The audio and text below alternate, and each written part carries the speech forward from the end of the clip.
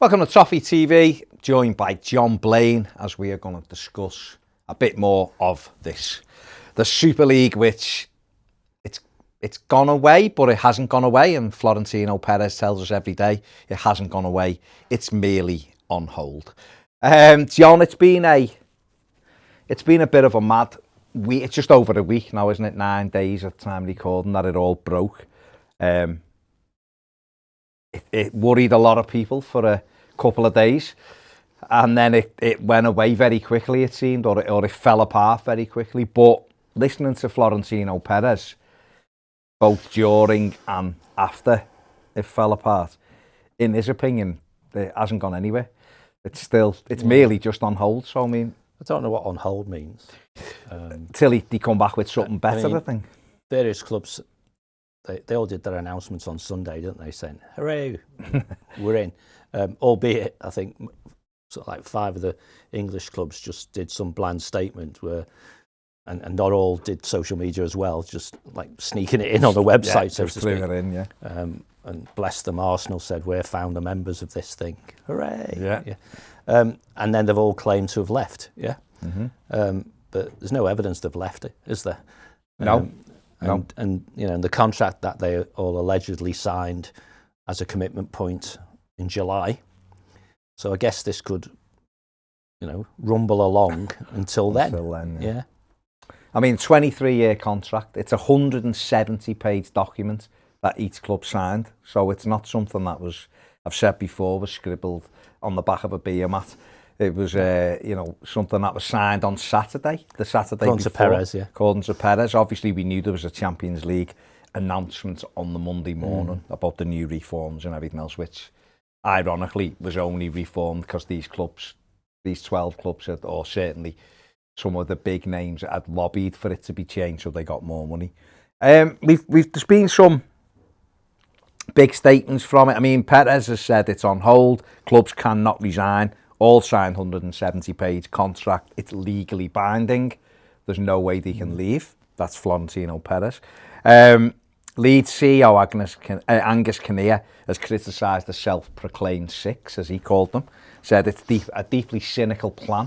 Well, of course it was. And it's a betrayal of every true football supporter, which I totally agree with. I agree. Absolutely agree. That's Leeds has gone on. We know. And fundamentally, we're just talking about the English clubs now, aren't you? Those 6 clubs believed they were bigger than the league. Yeah. In fact, they probably thought they were bigger than UEFA when they had some mates to make it 12. Yeah. And no idea where the other 3 were coming from. No, I've seen anyone has any idea where the other 3, even though some the other 3 are sort of mentioned in the contract, but we're going to have a word with them and see if they'll join. Yeah, it's a bit weird, wasn't it? But yeah, they fundamentally believed that they could have their cake and eat it. And I think it's a bit rich for, later, particularly the media, no doubt driving some of the propaganda messages out of the 6, starting to talk about managers and players who are against this. And clearly they didn't know what was going on. Yeah. But it was the reaction of, universal reaction of fans that scared the what's it out of those 6 clubs. And maybe they did, in publicly stating that they're pulling out of it, reacted to the reaction. And who's to say that now that it's all calmed down a little bit, that they won't reconsider where they're at? I mean, I can't possibly even imagine that any of those 6 are going to say they're going to go back into it. But with £130 million as the price of exit, and if Perez is right that they signed the contract, then they're on the hook for that money, and they're going to have to pay it. I mean, 150 million euros, isn't it? It's about 130 million pounds. Yeah. So that's 26 million pounds a year, every single year for the next 5 years, for something that they were in for 10 minutes. Now these, you hear people saying, but these are very clever businessmen. They'll have thought of this. Well, we'll see now, won't we? We will. The evidence will, obviously, the proof will be in the pudding now. The proof of the pudding will be in the eating now, if they can get out of it, because obviously they're in a difficult predicament. I mean, the Italian Federation, before I get on to England, back to England and the 6 clubs, the Italian Football Federation, the FIGC, has held a meeting, and it's approved a rule that will ban clubs competing in Serie A if they sign up 2 breakaway competitions. They have got till June the 21st to register for Serie A, but they have to be in no other competition at that time. Otherwise, they are banned from next season from playing Serie A. At the moment, Juventus still haven't pulled out. That's right. And Milan, there's some debate about over Milan, whether they've pulled out. And so, quite clearly, Italy have made moves now to stop any opportunity for these clubs to have to go and play in this a new breakaway competition. And that foreshortens the rumbling period.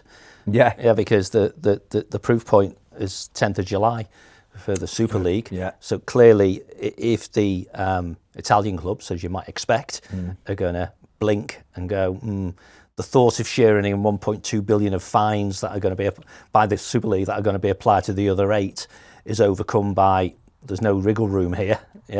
And they leave, then the Super League, on the contractual stuff I've seen, is dead.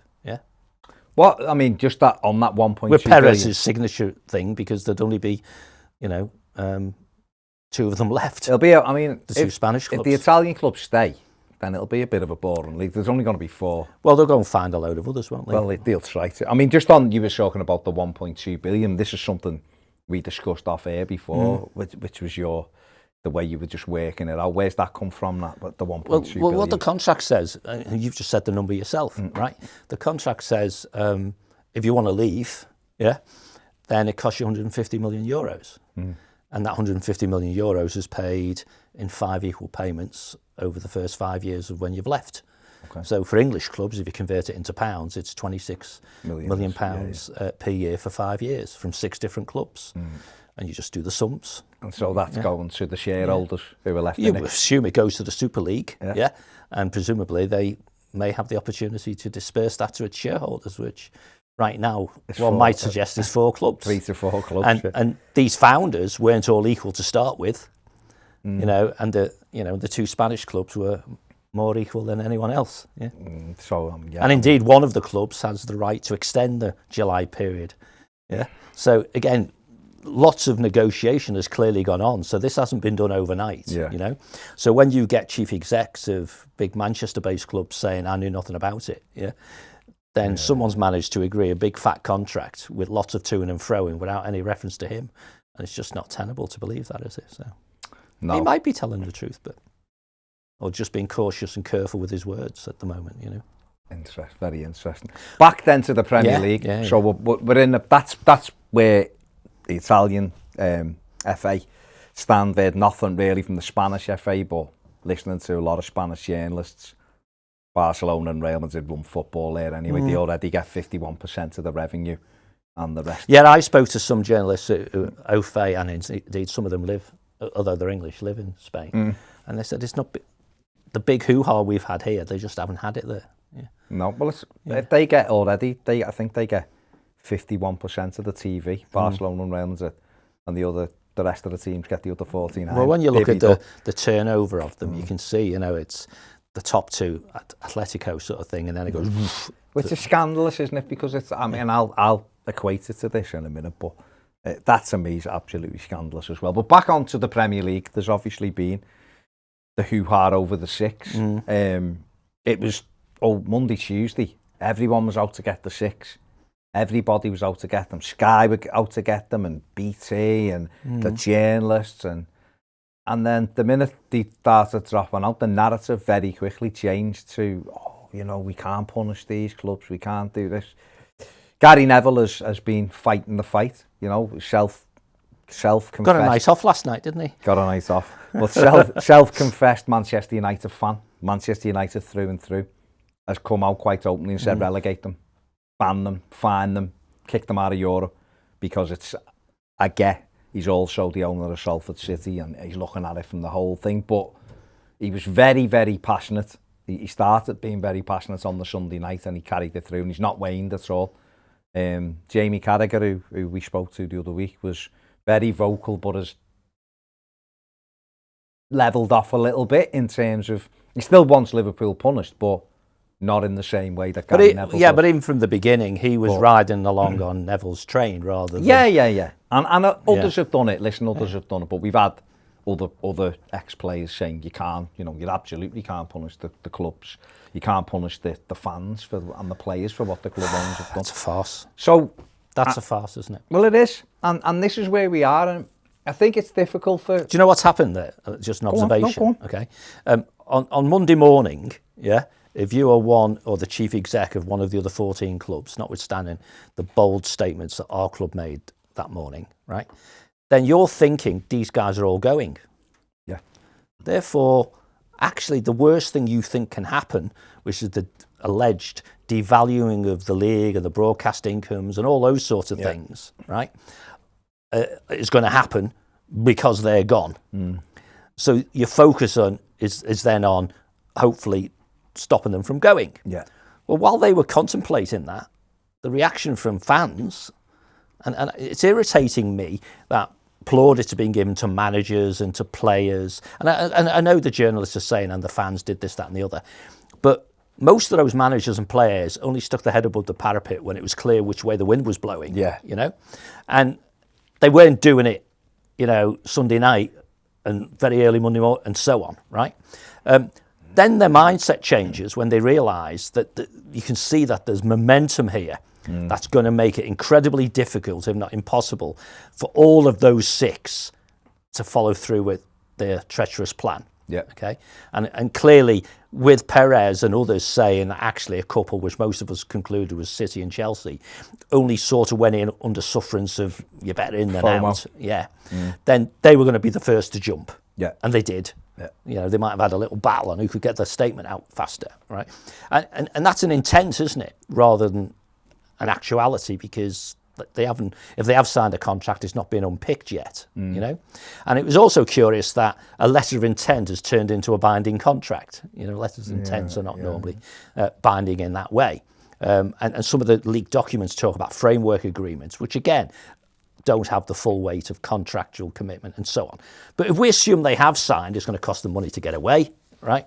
But then the narrative changes, which is, okay, they've not gone, which is the thing we were really worried about. I'm Brighton or I'm Southampton or I'm Leicester or whoever, whoever's the voice of reason, as Henry Winter has chosen to call them in the media, in the Times today. Then I'm thinking, okay, Armageddon's not going to happen, so let's not upset them. Let's not compromise our broadcast revenues. Let's not relegate them. Let's not give them a points deduction, which may devalue the perception of the competition and all those sorts of things. And so they've reverted back to type, which is the type being the natural part of self-interest, but also some deference that suggests that they are the big 6. We need them, and so on.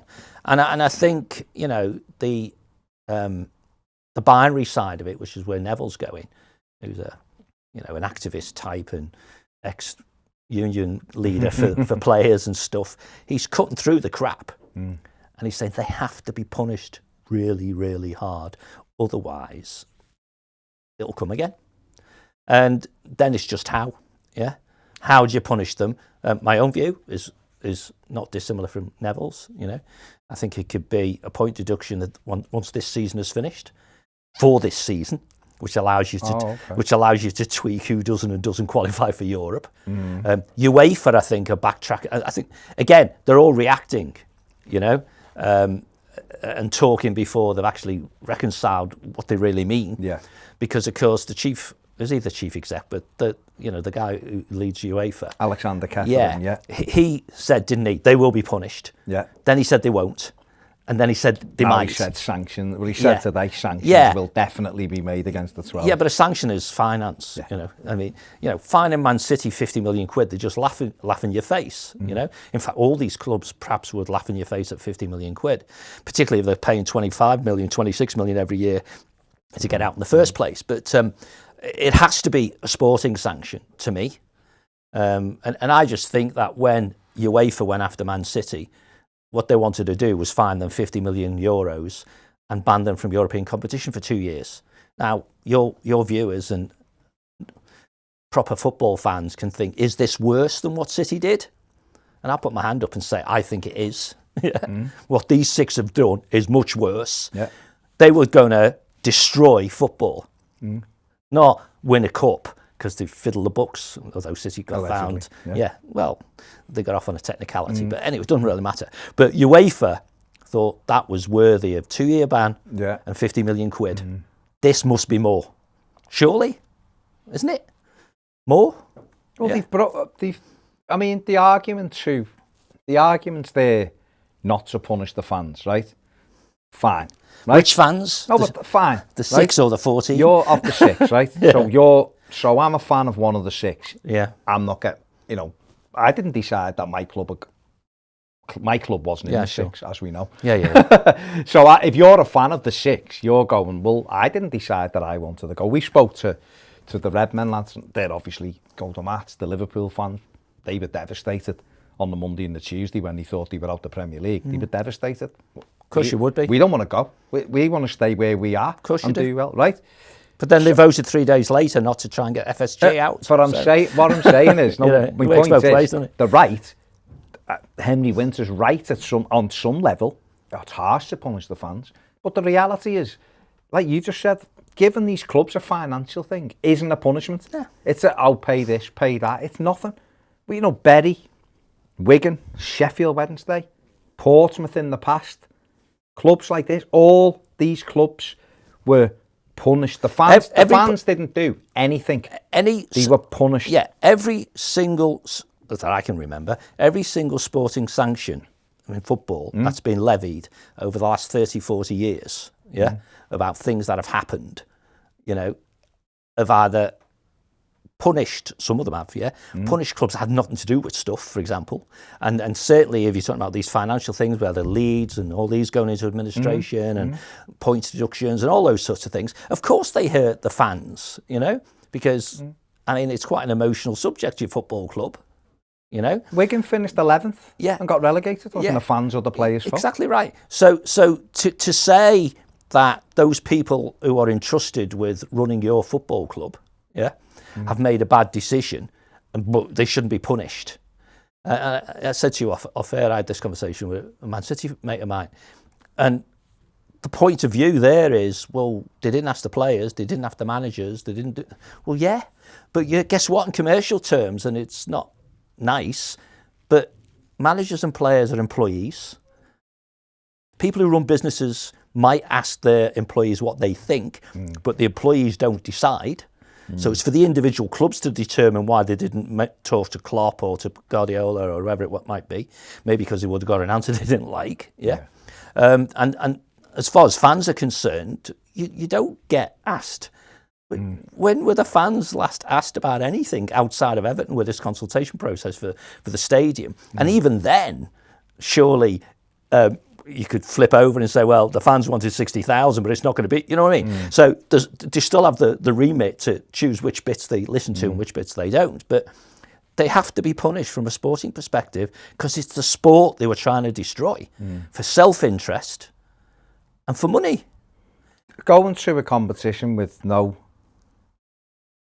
promotion, relegate, you'd be invited. 5 clubs were getting invited in, right? Yeah. You can't be relegated from it. So these 12 clubs, and 12 plus 3, 12 plus the mysterious. They don't know where PSG, Bayern Munich, and Dortmund, at least 2 of which wouldn't have done it anyway. So there'd be 15 of them. They could never be relegated. They were guaranteed £350 million a year. They wanted to stay, which was going to be from borrowings. Yeah, but that's what they. And those borrowings were supported by broadcast deals they didn't have. But that's what these were signing up for, to be given this, and they wanted to stay in the Premier League. Yeah. Oh, we want the 350 million, but we want to play in the Premier League against the other 14 who don't get this income and have got no chance of even getting Sport that and income. integrity disappears. Yeah. Exactly, it's not a competition. We heard Pep Guardiola talking about it, saying it's not how is that competition? He come across really well, didn't he? Well, he did, because he. Yeah, I'm not going to mention other managers you question, but he was fantastic on it because he said, it's not competition. How can it, if I can't earn it and I can't lose it, it's not competition. Well, it's not competition. That's right. Is it? The clubs, the 14 clubs voted for the right to lose, didn't they? As the fans did. The fans were voting for the right to not win stuff, if that makes sense, because you were going into something where it didn't matter. If these had got what they wanted, playing in this Super League on a Wednesday night and then coming back to fulfil Premier League fixtures at the weekend, we said before, we spoke to Paul from the Redmen, it was, if it got to February and Liverpool or Arsenal or Tottenham or Manchester couldn't win the Premier League because City had it sewn up, what's their motivation when none of the games mean anything? Doesn't matter if they finished 11th. They're not trying to qualify for something because the prize money. Because they're already in. It would only be the prize money, and the prize money is far bigger. So the motivation would be, I've got a game in this European Super League where I get 350 million and we get prize money as well. Yeah, that's right. And I want to finish as high up in that because that prize money outweighs the Premier League. That's right, yeah. Yeah, under 18s on a Saturday, thanks, in an important game. Well, we know. So there's no doubt they were destroying football. So, and don't, there was 86 other clubs. There's 86 other clubs in this. But quickly, really quite quickly, some of the 14 clubs, I don't mean that 14, the proper 14, the remainders of the Premier League are now in the, what do we do? You got journalists, don't punish the fans, Well, what? So what do you sitting here today, what do you think? Without, and it's difficult this, because obviously we're Evertonians, so... Well, you're not allowed to comment now, because, and this is where Henry Winter's playing a really good game, isn't he, from a psychological, almost a passive-aggressive sort of way. He's implying that tribalism means you can't have an impartial view. Well, this is our channel, so we can. So without, and it'll be difficult to do it, but if you're trying to think of the 14 other clubs with Everton in that, what do you think is a realistic and fitting punishment for these clubs? Because no matter what people say, I've seen this argument, and we had it with Ross as well, we didn't have an argument. I spoke to Ross before. We asked Ross, and Ross is a lovely lad and all that, but he said, but they didn't actually do anything wrong. They did. They broke rule L9. It's out there. Everybody knows. I mean, you talked about Italy, right? Yeah. Or Serie A. The Premier League already have that rule. Yeah. It's just that the punishment is determined when they break it. Well, what Serie A are doing is saying, we're now having a rule that if you do this, that's the automatic punishment. You broke the rule and you're gone. If the Premier League had that automatic punishment, as soon as there's evidence that they signed the contract, they would all be thrown out the Premier League. Okay? Yeah. Wouldn't they? Yeah. So is it not moral for that to be the automatic reaction now? We should have had L9 or however I've not read it. It's L9. Yeah, I know it's L9, but it fundamentally says you need permission to play in another league, and if you don't get permission and you join, you've broken it, therefore we punish you. And they've broken the rule. Yeah, and there's no doubt that the rule has been broken because they all announced it. Yeah. They all said they're in this thing, right? So even if they go to court to fight over the 150 million euros, saying we weren't in it really, the evidence from the other side is going to be, but you announced it. Yeah, well, exactly. Look, yeah. So for you, what's a fitting punishment? It really is difficult because you don't. In my day job back in the day, some organisations I worked with would have a measured over reaction in this situation. In other words, what they do would be worse than what you can imagine. Okay. I don't think it would be too crazy to relegate all 6 of them. Yeah, but that's not going to happen. But straight away you ask me what you think. Go on then. And when you say that's not going to happen, it makes me say why. Okay. And you'll talk about vested interests and all that sort of stuff. Okay. So I'm not with that, right? Yeah. I think someone like Paul from EBM, throw them out the whole pyramid is his view of the world. That is your measured overreaction. Yeah. Okay. And I doubt if everybody would disagree with that. Okay, so our personal favourite is points deductions, and then you can customise the points deduction as to what is it, how many points, in other words, and when you apply it. Okay, do we apply it this season, or do we apply it at the start of next season?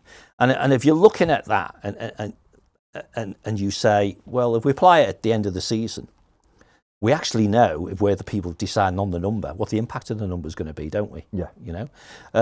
So I'm a fan of, well, what's the objective? Okay. So instead of me telling you, I mean, I've done the numbers on 20 points, 25, whatever. I know some fans say, well, just pick a number that means at least one of them gets relegated. And that'd be Arsenal probably. And that's NIAS getting done for simulation. Pick one. and make them suffer, but not the other, you know. But you can do that way. But my outcome is they shouldn't be playing in European competition for a couple of years. Okay. If, in my view, if UEFA aren't going to apply sporting sanctions, then the Premier League should apply sporting sanctions that result in the same thing. Yeah. And that would dictate how many points that you have to take off them. Yeah. And to take points off of sufficient number to stop City playing in Europe, you will relegate Arsenal and or Tottenham. Yeah. You know, and if that's what happens, so what? Tough, they should have thought about that. But the arrogance of them was they never thought, this is what I don't get. Nobody who was involved in signing up to that thing from those 6 clubs presumably thought that this reaction was ever going to happen. Because you wouldn't sign up otherwise, would you? No. You know? So what's your thoughts? Like a realistic thing for me would be... Oh, money as well, by the way, but money on its own is pointless. No. Yeah. So I'd do... And transfer bans. Probably a 12-point deduction to be taken at the start of from next season. Right. But I would also kick them out of Europe for next season. And but if UEFA allow them into Europe... It's not that... that's right, UEFA... But UEFA can't say that they're not imposing sporting sanctions, but the Premier League puts forward its European contenders every year. So the Premier League can still decide as a committee... And it'll go to court. We are not putting them forward. Well, and it'll go to court. They broke the rules. Yeah, but it'll go to court and precedents will come into play that says the top 4 are always going to the Champions League, and a court would agree. Well, maybe. But so that's what I mean. You've got to customise the, you know, but that would the be, points deduction. That would be mine, because I seen this the other day that the Premier League as a committee can say, we're as a punishment for you, we haven't kicked you out, which we could have done, of the league. Sure. We're allowing you to stay in the league, but your punishment is for this 12 months you're not being put forward for European competition. The four next highest teams would go in the Champions League, and so on. The 3 would go into 2 in the Europa and 1 in the Conference for 12 months, and that is your thing. And maybe a transfer ban, because I think if you... Sorry, whoa. So let me summarise what I think you're saying. Yeah, right. Is for this season, we being the Premier League, we select anyone other than those 6 to be our European representatives. So we'll come to that in a second. Yeah. Right. Then next season, all 6 clubs start with minus 12. Okay. And it's up to you. So if you use it, if you're the big 6, the super 6, the elite, the only ones that matter, then you'll be in the top 6. 12 enough. You'll be in. But what I'm saying is, but already you're saying there's 4 defeats already. If you're that good, you'll be at the top anyway. You'll prove your elitism. So there's no comeback, and we're allowing you off the hook, because we could have really done whatever. I don't know whether there's a. I'm unsure. I'm not sure 12's enough. Whether. There's got to be some jeopardy there that at least one of those clubs thinks this could be a real problem. But I don't know whether you can do a deeper points deduction than that. I'm sure I've seen 12 was the most. Well, if that's what the rules only allow for, then yeah. So okay, let's rephrase it, right? What you're suggesting is this season as the outcome, and let's briefly in a moment talk about how you can make that happen. None of them get to play in Europe next year. And then they all start with a points deduction. That's the maximum the rules currently allow. Will allow. Or one they choose. Because if the rules allow unlimited, then you're not going to give them 100. No, of course. Yeah? But straight away you're minus 12 and then fight your way back. And then as far as the other one's concerned, which is the playing in Europe thing, and this is why I think hopefully, and the Premier League, its remaining 14 shareholders are just thinking, how do we do what we think is the right thing to do? In other words, they've had this conversation. We know what the outcome is. We've just got to get legal advice and all that sort of stuff. But clearly, the one way to overcome any concerns about being dragged into court and so on is you sit down individually with the 6 clubs and say, Man City, this is the punishment we're going to apply to you. Okay? No Europe next year. We're not going to put your name forward. And you start next season with your version, minus 12. If you're not prepared to accept that, we're going to go for total expulsion. As an example. Just pick which one you want. Because frankly, if you're not going to accept the first one, you're going to go to court, I'm assuming. Because we're going to impose it anyway. Therefore, unless you sign a piece of paper signing up to the punishment, to say that you accept it, we might as well go to court over expulsion. Expulsion, yeah. You know. Now, of course, then you run the risks of they go to court to put a suspension on decision making. So either they're in the league until the court case is resolved, or the league doesn't start, and so on. And you can just imagine what that will do to the fans in this country about what they think of those 6 clubs, right? Yeah. So you've got to apply fear, uncertainty, and doubt to them. Fear is the reaction that's going to happen. Yeah. Sponsors are going to run a million miles away, you know. Uncertainty needs to be resolved, and you can, if you're Man City, just sign here, okay? And the doubt bit, that's also fixed. Just sign here. So you're out of Europe for 1 year, maybe 2, depends how you perform next year. Yeah. That's a different conversation than you have with Arsenal. The same offer, Yeah. but for them it's a harder decision, because City will sit there thinking, so after a year out of Europe, our players can have a bit of a rest. It's the year after European Championships. They're all going to be knackered anyway. Blah, blah, blah, blah. We'll probably still win the league. Yeah, we'll probably still. We're probably going to still win the league. Yeah. Certainly, all our so-called major competitors are in the same boat. Yeah. So Everton and Leicester and West Ham, whoever it might be, might run off at the beginning, and we'll chase them down. And when they're playing Champions League, they'll be losing games. Yeah, exactly right. Yeah. And that chasing them down will make for great TV. Yeah, of course. In a year when there's contract renewal time, so that's goodness. And I think, I don't know if I said this on EBM or indeed if I just said it privately on a WhatsApp or something, but it might accelerate Premier League 2. Yeah. Okay. Because clearly one of the options here would be, if you did relegate them to the Championship, just send 6 down and bring 6 up. Yeah. You might as well call it Premier League 2. And Premier League 2 itself would allow for some redistribution, wouldn't it? Because all the broadcast revenues would be spread across more clubs. So I just hope that there's some testicular fortitude going on, even amongst the female members of that shareholder group, that they understand just stiffing Man City with 50, even 100 million fine means nothing if they still parade with the FA Cup, which are clearly compromised this year, but they can still go off and play in the Champions League and all those sorts of things. But if you look at UEFA, the chances are one of these Super League clubs is going to win the Champions League. Do they really want to not have the winner in it? But it's not all in their gift as we're talking, because the Premier League might say, well, we're not proposing Man City. Yeah. And UEFA could then say, okay, they don't come as a representative of the Premier League, they come as the previous winner. So that's, see how you get peeling an onion, difficult, isn't it? But I feel like this narrative of don't punish them because you're punishing the fans, it's rubbish. It means nothing, really. I think it's absolutely ridiculous. It's spin, it's propaganda, and it's biting, because it's not just those 6 clubs fans who are saying it. Yeah.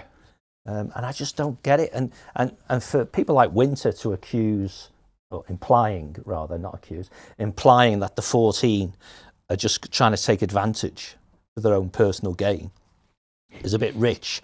Given that 6 were trying to take advantage for their own personal gain. Yeah. Hence his views about tribalism. But then again, he's got to look after himself. He'll be missing out on prawn sandwiches and free tickets and stuff like that. So I mean, he's the autobiographer of Kenny Dalglish. Exactly. So he's got to protect no vested interest at all. No. So I rather hope it is an opportunity, though, to fix some things. I think it's inevitable, my own view, that the government review, whenever that completes, will result in fans on boards. You know, hopefully, yeah. And I think proper functioning board members, clearly they're not going to get to hear and see everything. No, of course. But for material things that matter, like this, for example, should be represented. And there's nothing stopping Premier League clubs doing that voluntarily right now. I'm fans of the Sly 6, whatever you want to call them. Treacherous 6 I'm on. I've gone past Scum 6 to Treacherous 6. Okay. So fans of them should be happy, because this is protecting the things that they were kicking off about the other day, which is, don't do this to my club. We don't want it. We playing this league and we're happy with this league. This, by giving these clubs this punishment, is protecting them long term. Oh yeah. Because let's not make any bones about it. The can's just been kicked down the road with this one, according to Perez. They're coming back. They put it. The first throw in the water was Project Big Picture. everyone was up in arms about that in July, up in arms about this can't be a Super League, can't be this, that. They went, okay, there's the first little thing, there's your first bomb, we'll just sit back again. They've come back this time. Which is pretty much the same thing. Pretty much the same, but they've gone a bit, they've gone balls out with it. Clubs have released statements. So they've still screwed up. Yeah, exactly. So they've retreated with the 170-page contract, and their lawyers or whoever it is will be tinkering with different ways how to present version 3. And the worry is version 3 happens. That's the worry. See, Perez is of the mindset, is he not, that football will die unless this happens. Unless it happens. This is the saviour. He's on his white charger coming over the hill, saving everybody. £700 million in debt, but well, whatever, saving everybody. Yeah. And whatever, if he's the architect or the head of marketing or whatever, you know, he sold it to 6 English clubs. They may have been seduced by big fat paychecks, but they were seduced all the same. Okay, and then they went public on something that's not going to happen for 2 or 3 years.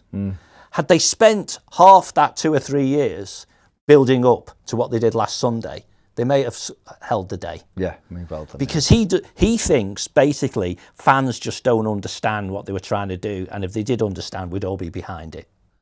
Well, guess what? We know enough to know we wouldn't. Yeah. Okay, because the sport and integrity side and all that sort of stuff. But you're right. It's a bit of a can-kicking exercise. Serie A have nailed their views, haven't they, straight away. Personal observation, I see no reason why the Premier League couldn't have done it yesterday or tomorrow. The same rule change. It's a tweak, that's all it is. But it is a cautious entity, and many of its members have got vested interest. But fans have vested interest as well on all sides, you know, and it is interesting that I think we will see, you know, see how much momentum they can keep up. But clearly Arsenal fans want their owners gone. Interestingly, of course, United fans have always wanted theirs gone. You know, and there'll be rumours there'll be 10,000 of them protesting at the weekend. And of course, our friends from across the park, through the spirit of Shankly, have at this stage said they're prepared to talk to FSG. But the price of them not kicking off is people on the board, fans on the board. So let me just ask you this before we finish. Then, by the way, in that, no pun intended, in that big picture sense, I've watched in you know, apart from the bantery stuff in forums and you know and groups and stuff, Everton and Liverpool fans being on the same page broadly, and if they are seeking to get fans on the board at Liverpool as the price of not trying to kick out FSG, and they get that, then we should support it. Then it's a good start. It's a good start because for everybody. I mean, Everton will do it anyway. I think it's just when, not if. Yeah. And then other clubs will have to follow suit. Hopefully other clubs, and then fans can actually get. But it has to be real. It's got to be real. It can't be not you can come and observe and you sit in the room for 15 minutes and the other 3 hours of the meeting you never see. But look at it from a football club's perspective. You know, it's difficult to control non-employees. So imagine Everton's board are sitting there, and me and you are fan representatives, and they're debating which players we're going to buy and which ones we're going to sell and which players we're going to let go and which ones we're going to give pay rises to.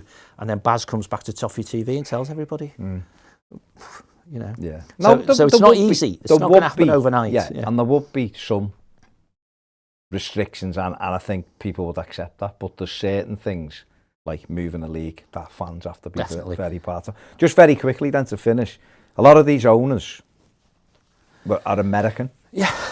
Andrea Agnelli at Juventus, American. All with the same vision. These owners don't live in the cities. John Henry's not walking around Liverpool having to face Liverpool fans. We'll do when he'll have the testiculars to come over. Well, but he's not having to do it on a daily basis. Stan Kroenke doesn't walk around North London and have to face Arsenal fans day in, day out. You know, Levy's out the way. And this is why you get pictures, isn't it, of, you know, Farhad at pre-season games hugging people, hugging me, You know, so... No, but what I mean accessibility is... What I'm saying is where they are, the billionaires for a reason. The billionaires because they've got the balls to make some tough decisions and things that aren't popular.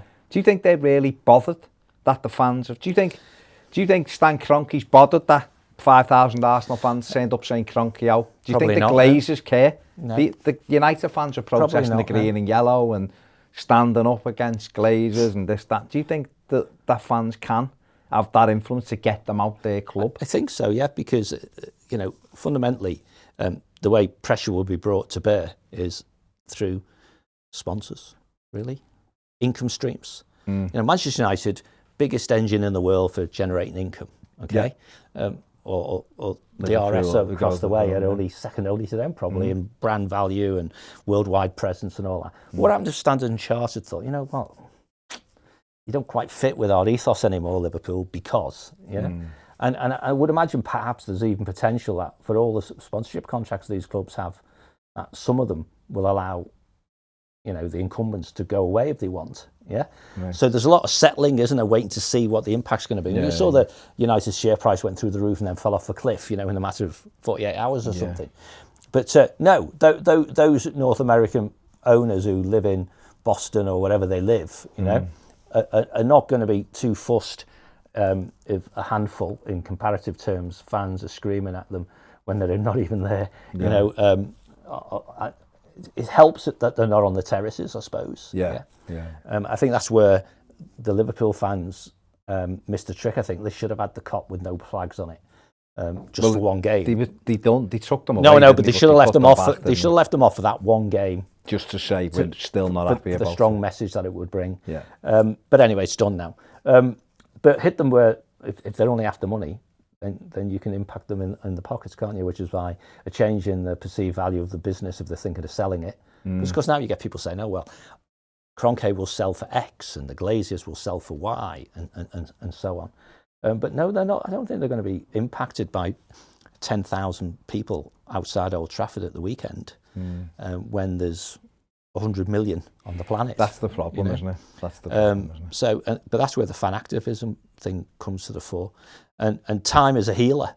In a month or so's time, the season will end.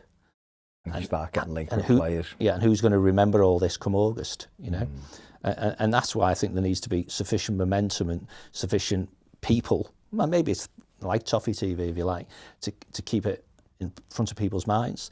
But of course, it'll all kick off when the Premier League say what the punishment is or not. Yeah. And the same with UEFA.